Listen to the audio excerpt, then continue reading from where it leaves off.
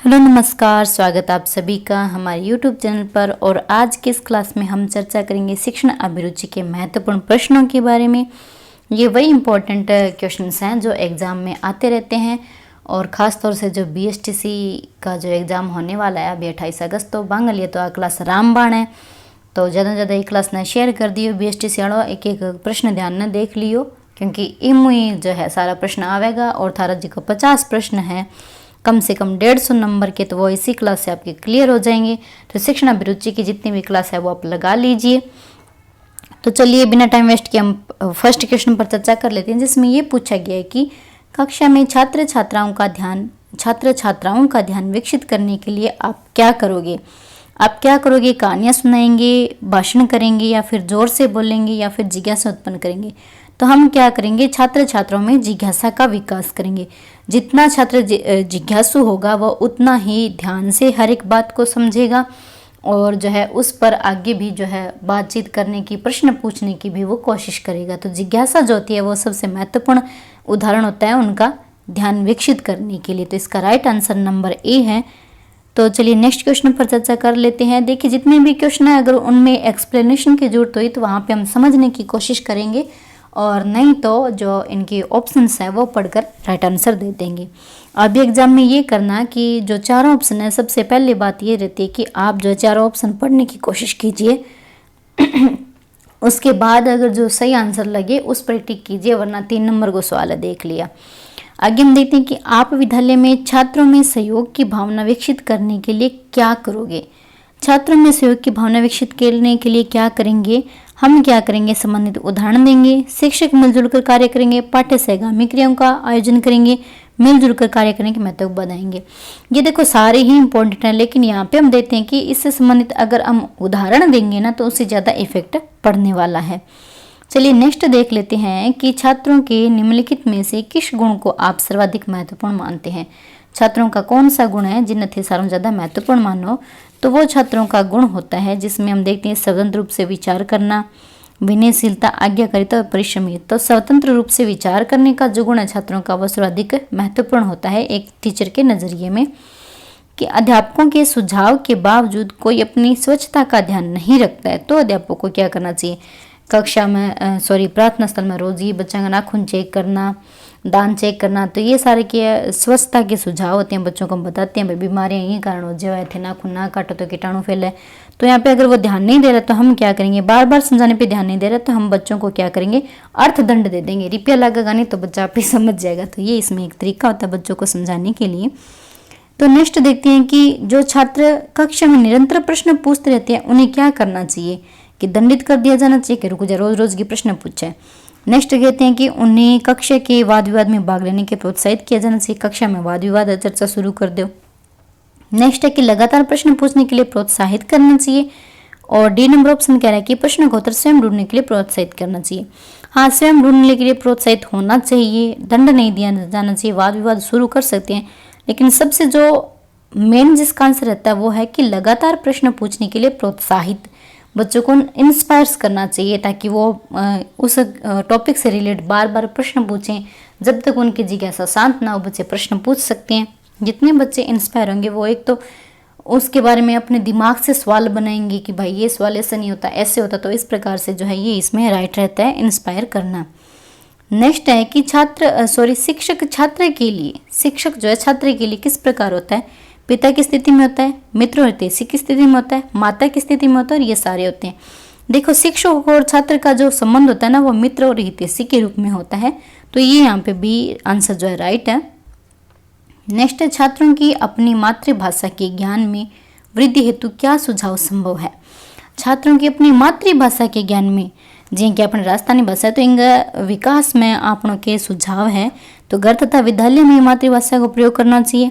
केवल मातृभाषा की पुस्तकों का प्रयोग करना चाहिए। मातृभाषा के प्रयोग के बीच बीच में अन्य भाषाओं का प्रयोग ना करें और उपयुक्त सभी सुझाव आवश्यक है। तो यहाँ पे हम देखते हैं कि जो मातृभाषा है उसके ज्ञान में वृद्धि के लिए हम क्या करेंगे? जो मातृभाषा का प्रयोग कर रहे हैं तो उनके बीच में दूसरी भाषा का प्रयोग ना करो जाए। तो इसमें राइट आंसर रहता है।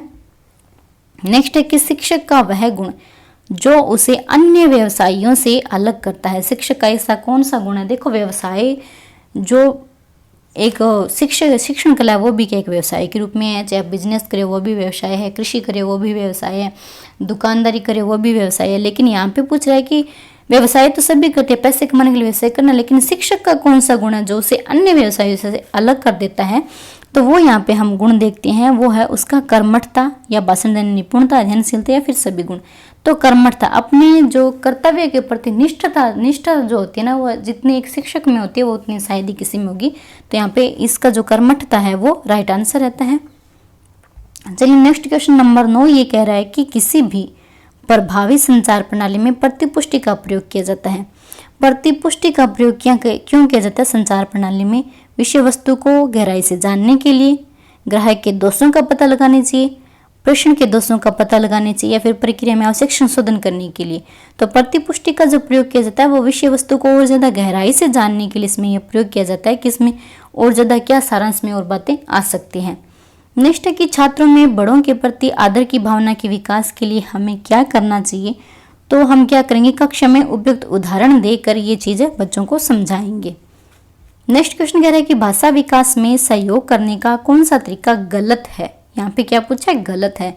बच्चों को बिना टोके प्रकरण पर बात करना ठीक है, उनकी अपनी भाषा के प्रयोग को अमान्य करना ठीक है, उसके प्रयोगों के समर्थन ठीक है, भाषा के प्रयोग के अवसर उपलब्ध कराना ठीक है।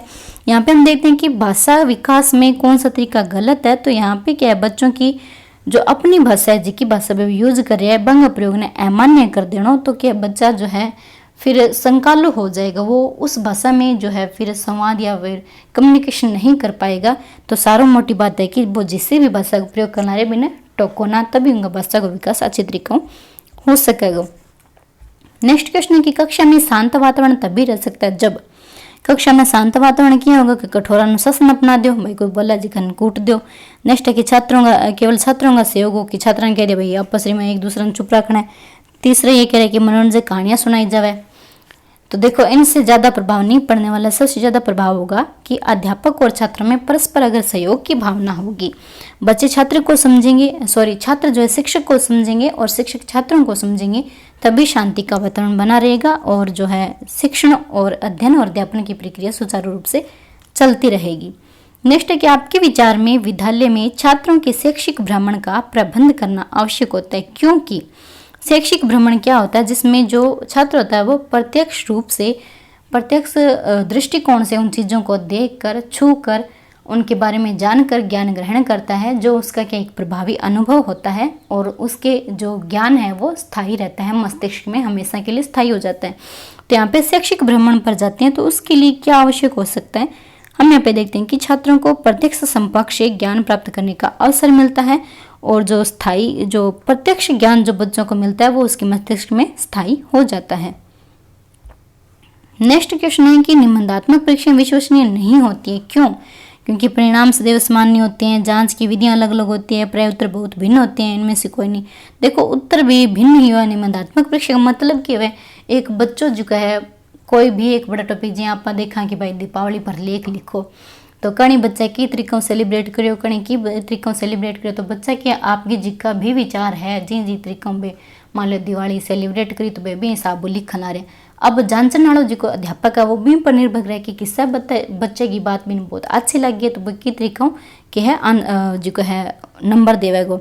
तो बहुत बार जो है इसमें भेदभाव हो जाता है। तो निबंधात्मक परीक्षा विश्वसनीय क्यों नहीं होती है, तो हम आंसर दे सकते हैं कि इसके परिणाम जो है सदैव समान नहीं होते हैं जांच करने के तरीके से, और जो बच्चे अगर लिखते हैं उनके तरीके से अगर कोई जांच करने वाला तो जो उनका जो व्यवहार होता है उसके हिसाब से हम देख लेते हैं कि परिणाम जो है समान नहीं रहते हैं, वहाँ पे जो है ये भाव निर्भर करते हैं।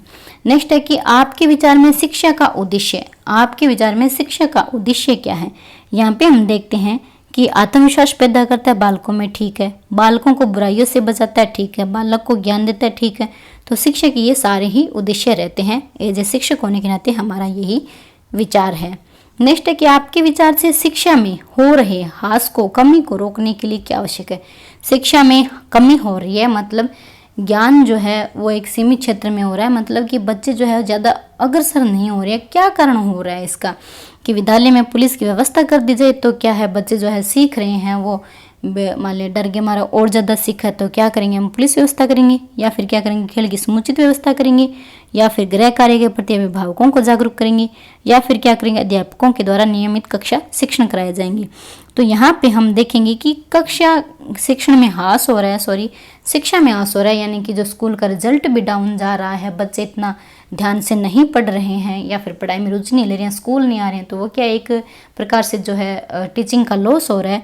तो उसमें रोकने के लिए हम क्या करेंगे, अध्यापकों के द्वारा नियमित कक्षा शिक्षण कराएंगे कि टीचर ने कहूँगा कि हमेशा जो है कक्षा में जाकर टीचिंग करवाओ, बच्चा ने अच्छे तरीका में पढ़ाओ, जो भी तरीका बच्चा ने समझाओ ताकि बच्चा ने समझ आ जाए, वो उबना और भी हो सके तो शिक्षण सहायक सामग्रियाँ जियाँ कि दृश्य श्रव्य सामग्रियाँ बांगो भी ज़्यादा यूज करो। तो ये हम कह सकते हैं, इसका राइट आंसर है नंबर डी। नेक्स्ट है कि भाषा विकास के लिए प्रारंभिक बचपन काल है। भाषा विकास के लिए प्रारंभिक बचपन का जो काल है वो बहुत ही महत्वपूर्ण होता है। तो नेक्स्ट हम देखते हैं कि यहाँ पे है 18 नंबर, शिक्षा के स्वरूप के संबंध में आपका क्या विचार है। शिक्षा का स्वरूप हम यहाँ पे देखें तो शिक्षा क्या सभी को मिलनी चाहिए, ये भी सही है। शिक्षा ऐसी हो जो व्यक्ति को आगे चलकर स्वावलंबी बनाए, ठीक है, विद्वान बनेगा, ज्ञानोपार्जन के जो है उसके ज्ञानोपार्जन करने में भी वो सक्षम हो जाएगा। नंबर सी कह रहा है कि शिक्षा ऐसी हो जो देश के सभी नागरिकों को एक सूत्र में बांध सके, ठीक है, एक प्रभावी नागरिक का भी विकास करे शिक्षा। तो यहाँ पे जो है ये सारे ऑप्शन जो है शिक्षा के विचार के संबंध में हमारे लिए उपयोगी है। नेक्स्ट हम देखते हैं 19 नंबर क्वेश्चन कि यदि आपके घर वालों को आपका अध्यापिका बनना पसंद नहीं है तो आप क्या करेंगे। तो बहनों देख लो, घर का पसंद को नहीं भाई थे, एक मैडम बनो तो थे क्या करोगा। तो इसमें हम देखेंगे कि अध्यापिका बनने का विचार छोड़ ही देंगे, नहीं, नेवर गिव अप, हार तो मानी नहीं, घर वालों की कोई परवाह नहीं करेंगे, यूं भी पार कौन पड़े, अध्यापन कार्य के पक्ष में दलील देंगी या उनकी इच्छा अनुसार कोई दूसरा व्यवसाय चुनेंगी। देखो उनकी इच्छा से चुनेंगे तो जहाँ हमारी रुचि नहीं होगी तो हम पता है कि दी बेस्ट नहीं कर पाएंगे।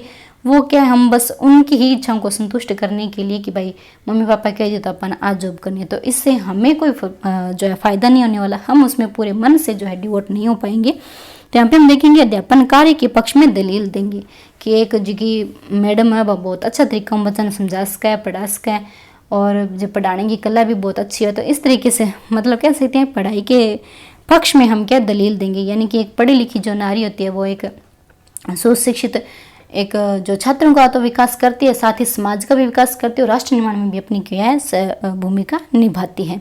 तो राइट आंसर नंबर सी।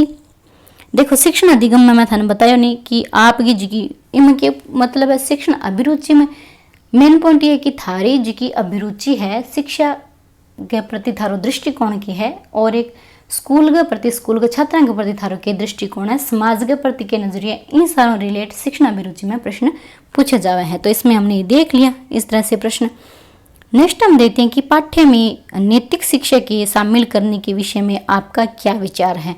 पाठ्य पुस्तक में नैतिक शिक्षा शामिल करेंगे तो इससे आपका क्या विचार रहने वाला है। तो यहाँ पे हम बताएंगे छात्रों के विकास के लिए लाभकारी है, ठीक है, कोई लाभ नहीं है, गलत बात, छात्रों पर बोझ है, गलत बात, नैतिक शिक्षा केवल पुस्तकों में दी जा सके, ये भी गलत बात।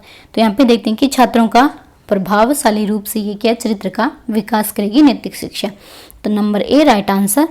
नेक्स्ट क्वेश्चन है 21 नंबर का, जिसमें ये पूछा गया है कि विशिष्ट बालक वह होते हैं, जो विशिष्ट बालक कौन होते हैं, जो शारीरिक रूप से औसत और विशिष्ट हो, मानसिक रूप से औसत और विशिष्ट हो, सामाजिक रूप से औसत और विशिष्ट हो, शारीरिक शारीरिक और सामाजिक और स्वयंगात्मक रूप से औसत और विशिष्ट हो। तो यहाँ पे हम देखते हैं कि जो विशिष्ट बालक होते हैं वो होते हैं शारीरिक रूप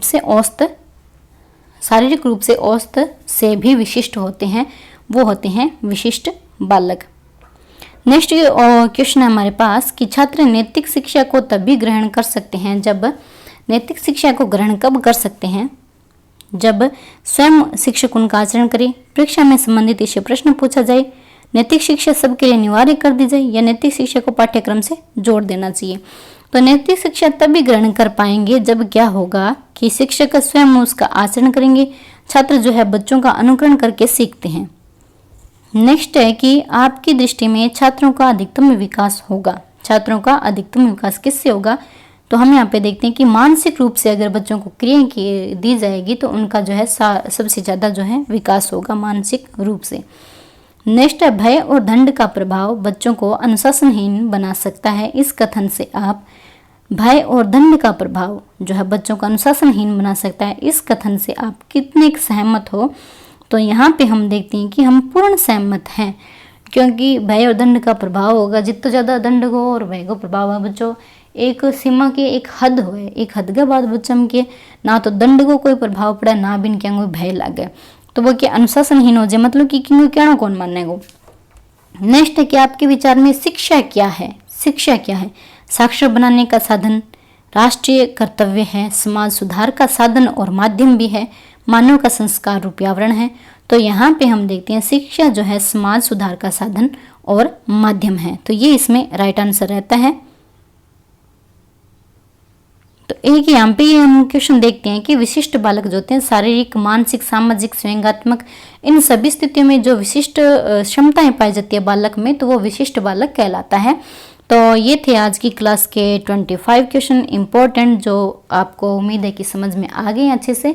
तो ऐसे इंपॉर्टेंट शिक्षण अभिरुचि के महत्वपूर्ण प्रश्नोत्तरी के साथ नेक्स्ट क्लास में चैनल ने सब्सक्राइब कर लियो और लाइक जरूर कर दियो और ज़्यादा शेयर कर दियो क्लास ने। Thank you.